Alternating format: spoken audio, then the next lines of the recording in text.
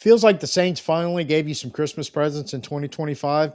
I don't think you're crazy because for the first time in years, this team has a real quarterback foundation, a defense that's actually climbing the rankings instead of falling from them, and a rookie class that looks like the start of something really positive in 2026. In this video, we're unwrapping all three of these presents: the quarterback room with Tyler Shough, the return of the defense, and how Kellen Moore might be finding the right guys again for the Saints. I'm Tim. Let's talk Saints. For Christmas 2025, Saints fans, the New Orleans Saints finally gave us something we've been begging for, and it's a real, honest to goodness quarterback room. It's not a quarterback carousel. It's not a who's starting this week soap opera. It's an actual foundation. And the foundation starts with Tyler Shough, but Spencer Rattler isn't that far behind him, in my opinion. Now, here's the funny part. If you look at the season stats, these two quarterbacks are almost mirror images of each other.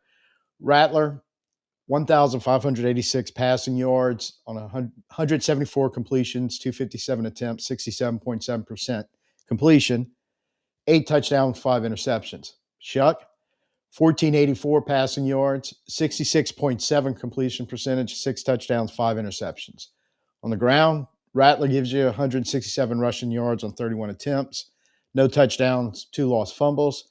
Shough, 138 rushing yards on 36 attempts, 2 rushing touchdowns, 2 fumbles. Paper, that's very similar production. Look, both guys have arm talent. Both guys can move around in the pocket. Both guys can scramble. Both guys can do design runs and pick up yards. And both clearly have a basic grasp of what the offense is trying to do. But where things really separate is the win-loss column. And as starters, Rattler 1-6, Shough 3-4. But that difference lines up with a huge stat that's kind of quietly changed the entire offense, and that's third down numbers.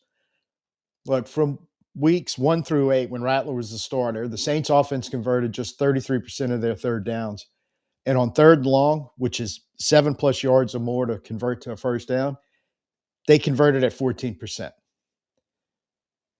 14%. Now, when Shough steps in, things kind of start changing because weeks 9 through 15, that overall third down number jumped to 39%. But the big one and the big jump is on third and long, goes all the way up to 31%. For context, the NFL average during that stretch when Shough became starter from weeks 9 through 15, third down average on third NFL average, on third and long was 28.4%. So Shough was operating this offense slightly higher than the NFL average.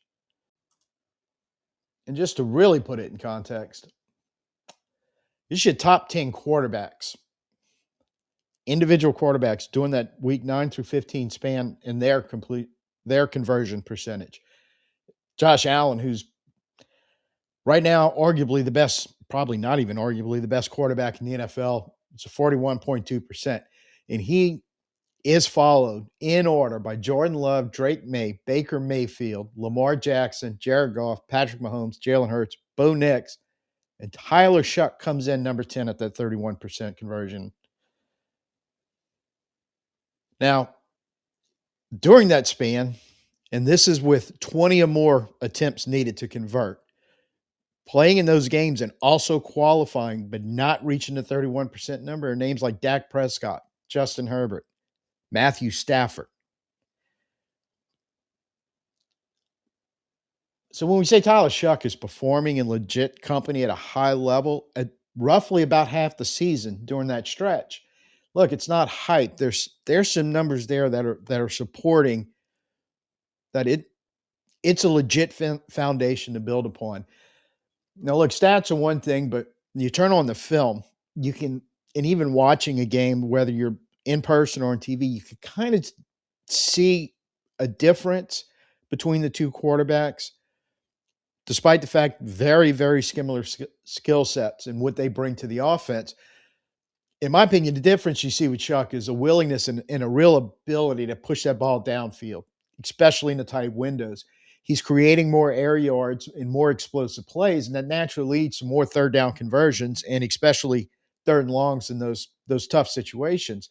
And that's what, in my opinion, has separated Shough from Rattler as the starter right now. But that does not mean Rattler. And hear me clearly when I say this, but that does not mean Rattler is some lost cause. In fact, I think he's shown enough that he can be a solid backup that you can absolutely keep developing into. Who knows? He may be able to develop that Shough like ability to really be able to push that ball downfield, kick up his air yards, and more conversions at a longer distance. All that stuff is going to propel your offense forward, especially when both of them have the misfortune of playing behind a not really good offensive line. And here's the really, really good news for Saints fans. Number one, there's, like I said, no reason why Spencer Rattler can't grow in that area too and catch up to where Shough's at. They've got the same tools, the arm, the mobility, that understanding of the offense. He can develop that mindset because I think that's a big part of it, and develop his skills if he needs to go with it and be able to do a lot of that stuff that Shough does. And look, while we're talking about, there's absolutely no reason Tyler Shough can't keep climbing up a top 10 list like that, like we showed from that week 19 to week 15 span, because if he's doing it already as his first run as a starter, more reps, more experience, more development, more comfort in the system, dare I say a better offensive line eventually, more chemistry with the receivers, that number on third and long can get even better. Or primarily, which would be the best solution for this offense, is keeping yourself out of those third and longs because your offense is so going to be so much more efficient on first and second down. So for Christmas 2025, the Saints gave you maybe the rarest gift in franchise history, clarity at quarterback. We've only really truly had it once or twice over the span of the Saints' history, and the clarity of a good backup behind it. Two, maybe three times in the history of the organization. I feel like we're adding that third or fourth right here. I think what is great this Christmas morning to me, and number one on the list of presents we received, is waking up and knowing that, look, Tyler Shough is showing enough of a foundation to build on. Spencer Rattler's talent level puts him definitely as a backup who can be developed and may grow into a lot more than what he's showing now. And I think he can. And this isn't a stopgap measure. It's a group that they keep doing what they need to do. The coaching staff keeps doing what they need to do. And the front office does what it absolutely needs to do and put some more pieces around them. They can grow into something better. And that can help the organization to focus free agency and draft capital in other areas of need. And I will bring up the offensive line for the third time in this segment. So that's present number one for Who Dat Nation. And the best part, Saints didn't just find a quarterback or fix the quarterback room. They wrapped up something special on the other side of the ball, too. This second Christmas present for Saints fans might be the most surprising one. The return of a real functional, almost playoff caliber defense in New Orleans. Because, and I say almost, because if you watch 2024, you know that unit didn't just struggle, it collapsed and fell off a cliff as the year went on. 2024, 379.9 yards allowed per game, 30th in the NFL. 141.4 rushing yards allowed, also 30th. Passing, 238.5, 18th. Points per game, 23.4, also 18th. Bottom tier in yards, bad against the run, and just kind of meh everywhere else. Now you fast forward to 2025 through week 15 under Brandon Staley, 311 total yards per game. That's 11th in the NFL. 130.6 rushing yards allowed, still only 26, so not yet fixed, but slightly better. 180.6 passing yards allowed, that's sixth in the league. 23.7 points allowed, that's 11th. So from bottom three in yardage categories to borderline top 10 overall, and then from average to bad, legitimately looking good type defense. What really tells the story is how the defense has moved over the course of the season. Through week 8 in 2025, they were giving up 320 yards roughly per game. By week 15, that's down to 311. Passing yards early in the year, 196 a game, now down to 180. Points per game, 26.1, trimmed down to 23.7. So in 2024, the defense started average, slid to the bottom of the league as the season wore on. But in 2025, we started closer to average and worked our way up, getting a little better every week to push for. This defense allowed opponents to convert 41.07% of the time. That's 21st in the league. 2025, that number is down to 36.69%. Good for ninth in the NFL, and that's a huge swing. Red zone, if you look at, and we're looking just at touchdowns allowed, 2024, 55.56, 14th. 2025, 57.5%, still 14th. So in red zone, you didn't digress, but you didn't get any better. So that part is basically holding steady and it's not making any type of movement. And honestly, I think that ties back into the one area that's still a problem in 2025 as it was in 2024, and that's the run defense. It's kind of the lump of coal in the stocking right now. You moved up to 26 in the league with 130.6, but that's definitely not good enough. And when you get into the red zone, if you can't stop the run, you're going to have problems trying to stop them from scoring. But here's the wild part. This much improvement, especially against the pass, is happening while the secondary is leaning heavily on two rookies, cornerback Quincy Riley, safety Jonas Sanker. And you've got a top 10 pass defense, sixth overall in the league. So trying to touch it to get into the top 5 and yards allowed through the air with two first-year playmakers out there trying to play a major role. And I think they are. They do some rookie stuff as rookie stuff happens when you're a rookie, but overall, I think they're steady and they do know how to make plays. So when you put it all together, the Saints fans got a massive Christmas present on defensively in 2025. A unit that went from bottom of the league to top 15, threatening top 10, and doing it with some young players in key spots in the secondary. And that leads us perfectly into present number 3 because this kind of turnaround doesn't happen unless you start finding not only good players, but the right type of players, the right guys for your system. And Kellen Moore has said it over and over. It's not just about finding the best guys, it's about finding the right guys. And in 2025, excuse me, for the first time in a long time, feels like the Saints actually did that with an entire rookie class. Talked about Tyler Shough, Quincy Riley, Jonas Sanker on the defensive side, all starting as rookies right now. But look at the rest of the group. It's just not these three. You know, you got to start with Kelvin Banks, ninth overall pick.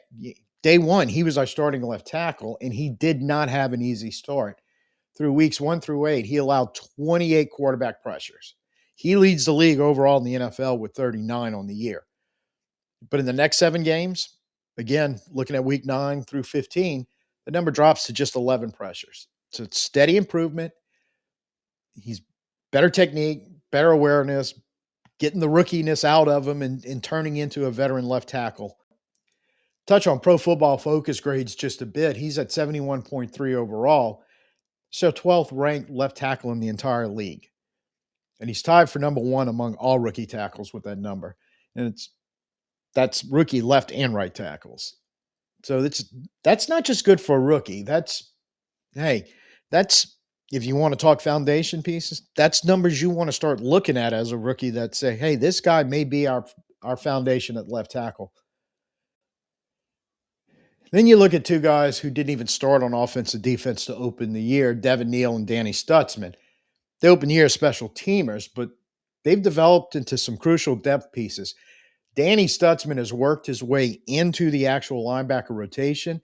Now, it's limited snaps, but you can see what they saw on tape when they drafted him, which is excellent run fits, physical downhill. He had a good reputation in college for being able to cover, and he's flashed in coverage just a bit in the limited snaps that he's had. Devin Neal, he gets pressed into the starting running back role a few weeks ago, and he answers.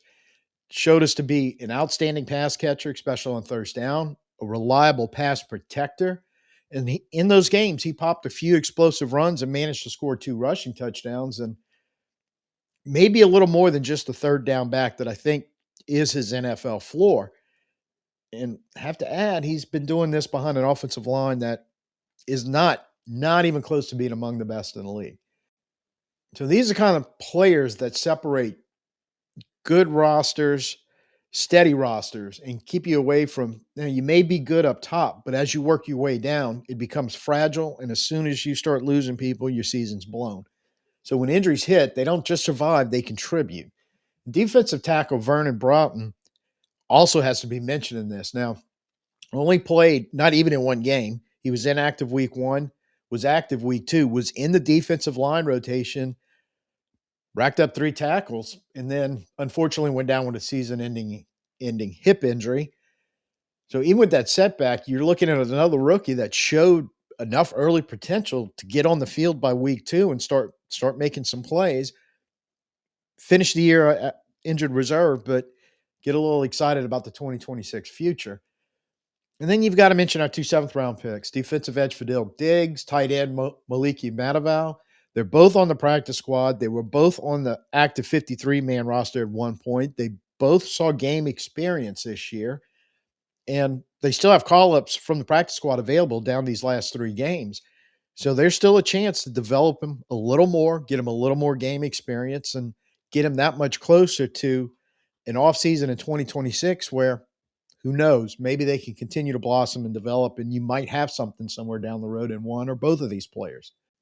Once upon a time, the Saints was one of the best drafting teams in the NFL, finding starters and rock solid depth pieces throughout the draft. But lately, that magic has gone away. It's been years, nothing, no notable draft since 2020, especially since we've seen a draft class like this. That right now it's looking like 4 legitimate starters, 2 primary backups who have seen the field quite a bit and are making plays and earning more snaps, a promising rookie that had to finish on IR, but let's see where he starts off from next year once he's healthy.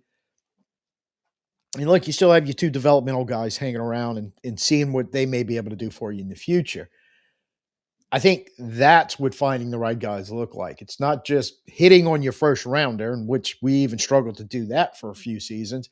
It's building an entire core in one class, or as many pieces as you can find, guys who fit the scheme, fit the culture, can help build the foundation in the current situation the Saints are in, and actually get better as the season goes on while they're doing it. So when you put all 3 Christmas presents together, look, a real quarterback room anchored by Tyler Shough as the foundation, a defense that clawed its way back towards the top of the league in the course of one season, and a rookie class, look, while showing that has some talent, I think is also showing that whatever the textbook definition of Kellen's more right guys, he's finding his right guys. So you start to see why finishing strong in 2025 over these last 3 games, it matters. It matters a lot. And this isn't a team right now that accidentally won 2 in a row in the late season. It looks like a team that's finally got its footing, finally getting that foundation. And if we can finish strong, solidify that foundation, build off on it on the 2026 offseason, we could have some high hopes for the 2026 regular season. So before we go, do me a favor, hit the like if you're excited about where this team is headed in 2026. Drop a comment. Tell me what of the 3 your favorite president is. Mine, it's the quarterback room with Tyler Shough right now, but hey, the defense and the rookie class are nice presents also. And stay tuned for next week's videos. We're going to do a Saints film room and a special New Year's Day video. Till I see you next time, Merry Christmas, have a safe holiday, peace out, and who dat.